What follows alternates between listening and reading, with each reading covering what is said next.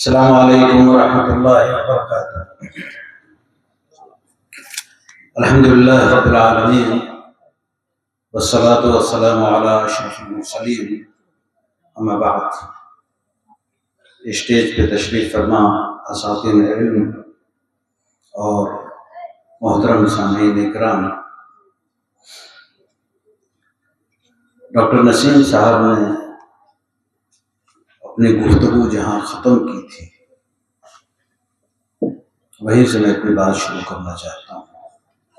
آپ نے کہا تھا کہ ہر وہ شخص جس نے اپنے بہن کی حق تلفی کی ہے، جس نے اپنے کسی رشتہ دار کا حق مارا ہے، یہ جان لے کہ وہ مسلسل لمحہ لمحہ پل پل حرام کی زندگی گزار رہا ہے۔ یہاں بیٹھے ہوئے جتنے لوگ ہیں، میں نہیں جانتا کہ ان میں سے کون اتنے بڑے جرم کا مجرم ہے اور کون نہیں ہے، لیکن یہ بات ایسی ہے کہ اسے ہر جگہ پہنچنا چاہیے، ہر جگہ پہنچنا چاہیے۔ یہ اگر پہنچانے کی ذمہ داری ہم نے لے لی تو سماج و معاشرے سے، سوسائٹی سے اس قسم کی خرابیاں انشاءاللہ دھیرے دھیرے کم ہو جائیں گی۔ ہمارے جلسوں کا مزاج، ابھی جیسا کہ ہمارے ناظم صاحب نے کہا، معلوم نہیں بنگلہ زبان میں انہوں نے کیا کہا، لیکن سمجھ میں آیا کہ جب تک گویا ہے نا،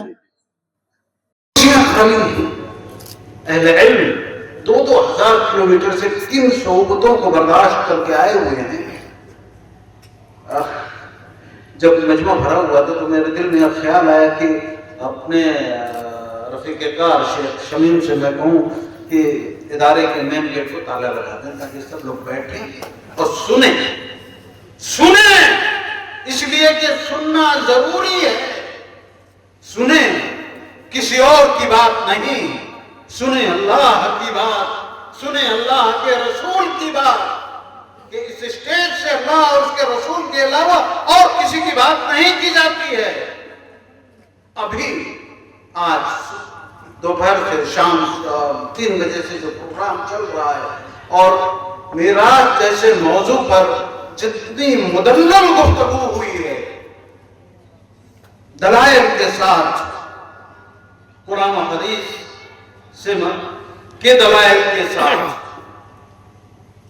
اس کو سننے کے بعد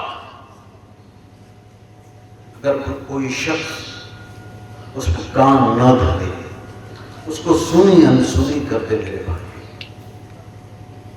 جانتے ہیں وَمَنْ أَظْلَمُ مِمَّنْ ذُكِّرَ بِآيَاتِ رَبِّهِ فَأَعْرَضَ عَنْهَا وَنَسِيَ مَا قَدَّمَتْ يَدَاهُ إِنَّا جَعَلْنَا عَلَىٰ قُلُوبِهِمْ أَكِنَّةً أَن يَفْقَهُوهُ وَفِي آذَانِهِمْ وَقْرًا وَإِن تَدْعُوهُمْ إِلَى الْهُدَىٰ فَلَن يَهْتَدُوا إِذًا أَبَدًا۔ سمجھ رہے ہیں؟ قرآن کریم کی یہ آیت ہمارا ایک بہت بڑا مسئلہ ہے، بہت بڑا مسئلہ ہے ہمارا کہ ہم قرآن کو سمجھتے نہیں ہیں۔ وہ کتاب ہدایت جو اللہ رب العزت نے ہمیں مینول کی حیثیت سے دی تھی، اگر ہم واقعتاً مسلمان ہوتے، جملہ میرا سنیے گا، واقعتاً ہم نے لا الہ الا اللہ محمد رسول اللہ کہہ کر یہ سمجھ لیا کہ ہم مسلمان ہو گئے اور جنت ہمارے کھاتے میں آ گئی، اتنا آسان نہیں ہے میرے بھائیو۔ ہم نے لا الہ الا اللہ کے مفہوم کو نہیں سمجھا، ہم نے نماز کے مفہوم کو نہیں سمجھا، ہم نے زکوٰۃ کے مفہوم کو نہیں سمجھا، ہم نے حج اور رمضان کے مفہوم کو نہیں سمجھا۔ ہم نے تو وراثت میں جو کچھ پایا ہے اس پر ہم عمل کر رہے ہیں۔ اگر لا الہ الا اللہ کے معنی و مفہوم اگر ہم جانتے رہتے تو یقین مانیے آج صورتحال یہ نہیں ہوتی۔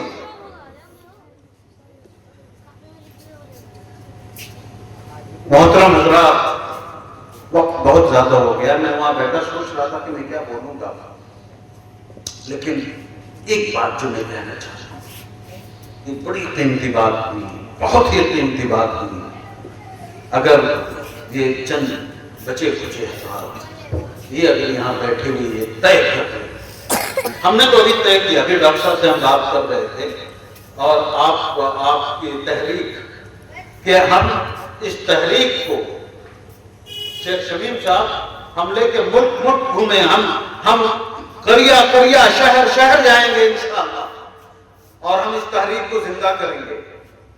ہم کوشش کریں کہ اس طریقے سے زکوٰۃ اور مصارف زکوٰۃ کو پروگرام کر کے ملک میں ایک بیداری ہم نے لانے کی کوشش کی۔ میراث ایک سلگتا ہوا مسئلہ ہے اور یہ مسئلہ ایسا ہو گیا ہے کہ میں بتاؤں لوگ کہتے ہیں کہ ویسے ہی تقسیم ہوگا جیسے ابا نے کہا ہے، ہم شریعت اور یہ نہیں جانتے۔ ایک مسلمان، میں نے کہا نا کہ افسوس لا الہ الا اللہ کا معنی نہیں جانتے۔ کیا لا الہ الا اللہ کہنے والا کوئی شخص یہ کہہ سکتا ہے کہ ویسے ہی تقسیم ہوگا جیسے اماں کہہ رہی ہے ہم شریعت اور یہ نہیں جانتے؟ کہہ سکتا ہے کوئی؟ لیکن معاشرے میں کہا جا رہا ہے، اس لیے کہا جا رہا ہے کہ وہ دین کا احساس زندہ نہیں ہے، دین اندرونی طور پر مر چکا ہے۔ ہم نے اپنے لباس کو دین کا ایک حصہ سمجھ لیا، ہم نے اپنی ظاہری شکل و صورت کو دین کا حصہ سمجھ لیا، ہم نے نماز پڑھنے کو دین کا حصہ سمجھ لیا، ہم نے زکوٰۃ روزہ حج کو دین کا حصہ سمجھ لیا۔ میرے بھائیوں، یہ عبادتیں اگر انسان کی زندگی پر اثر نہیں ڈالتی تو جان لیجئے یہ عبادتیں نہیں، عادتیں ہیں۔ یہ آپ کی عادتیں کیا بات ہے کہ لوگ نماز بھی پڑھتے ہیں، جھوٹ بھی بولتے ہیں، نماز بھی پڑھتے ہیں، غیبت بھی کرتے ہیں، نماز بھی پڑھتے ہیں، بہنوں کا حصہ بھی مارتے ہیں، نماز بھی پڑھتے ہیں اور یہ بھی کرتے ہیں اور وہ بھی کرتے ہیں۔ ان الصلاۃ تنہی عن الفحشاء والمنکر، یہ رب کریم کا فرمان ہے کہ نماز فحش اور منکر کام سے روک دیتی ہے۔ کون سی نماز پڑھی آپ نے بھائی؟ کون سی نماز پڑھی؟ اگر جانتے رہتے، نماز کے مفہوم کو جانتے رہتے، دین کے مفہوم کو جانتے رہتے، کلمے کے معنی کو جانتے رہتے تو سمجھتے دین کیا ہے۔ لا الہ الا اللہ کے دعوے داروں، اللہ سے محبت کی دعوے داری کرتے ہو، اللہ کے کلام سے محبت بھی رکھتے ہو، یہ کیسی طاقت ہے، یہ کیسی بے وفائی ہے اور یہ کس کو دھوکہ دینا ہے؟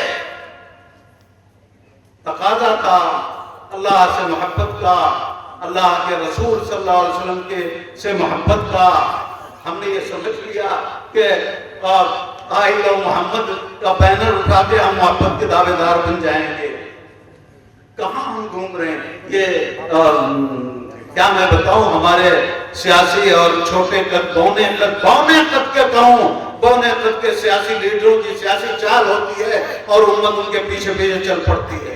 ہاتھ میں بیڑی ہے، ایک ہاتھ میں بیڑی ہے، ایک ہاتھ میں آئل و محمد ہے۔ یہ محمد سے محبت نہیں، یہ محمد کی توہین ہے صلی اللہ علیہ وسلم۔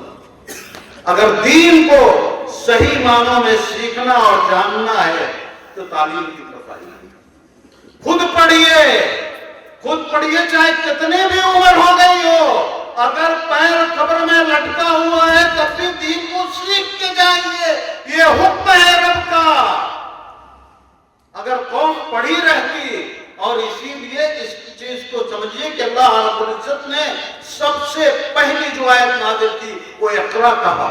اقرا اس لیے کہا اگر پڑھتے رہتے، اگر جانتے رہتے، اگر سمجھتے رہتے تو احساس ہوتا کہ لا الہ الا اللہ کا معنی و مفہوم کیا ہے۔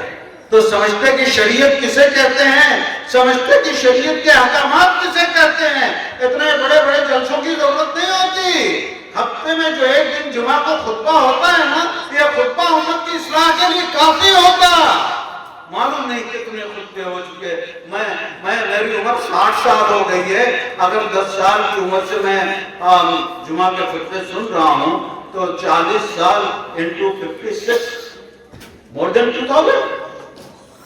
اسی طریقے سے آپ لوگ اپنی عمر کے لحاظ سے حساب کتاب کر لیجئے کہ ہم نے کتنی دفعہ 2,000 2,500 دفعہ جمعہ کے خطبات میں حاضر ہو کر اللہ اور رسول کی باتیں سنی، لیکن دل ہے کہ مانتا ہی نہیں، دل سننے کو تیار نہیں.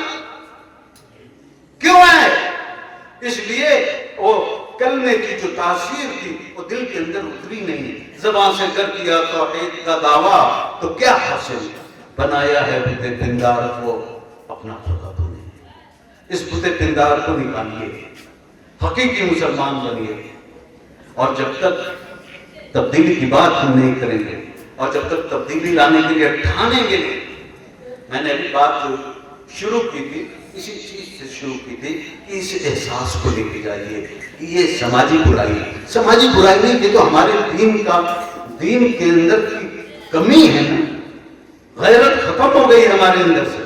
غیرت ہمارے اپنے رشتہ داروں میں، ہمارے اپنے خاندان میں، ہمارے اپنے محلے میں، ہمارے اپنے دوستوں میں یہ ظلم ہو رہا ہے، اور ہم دوستی بھی برقرار رکھے ہوئے ہیں اور رشتہ داری بھی برقرار رکھے ہوئے ہیں. آنا جانا بھی ہے، اٹھنا بیٹھنا بھی، ہنسی مذاق بھی ہے.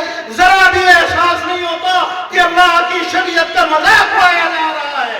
احساس نہیں ہوتا ہے، اس لیے کہ غیرت مر چکی ہے، احساس مر چکا ہے. حضرت ابو بکر رضی اللہ تعالی عنہ کا جملہ یاد، ایونقص الدین وانا ہے، کیا میرے چیتے جی دین کے اندر کوئی کمی لائی جائے گی؟ آپ کے پڑوس جانے دیجئے.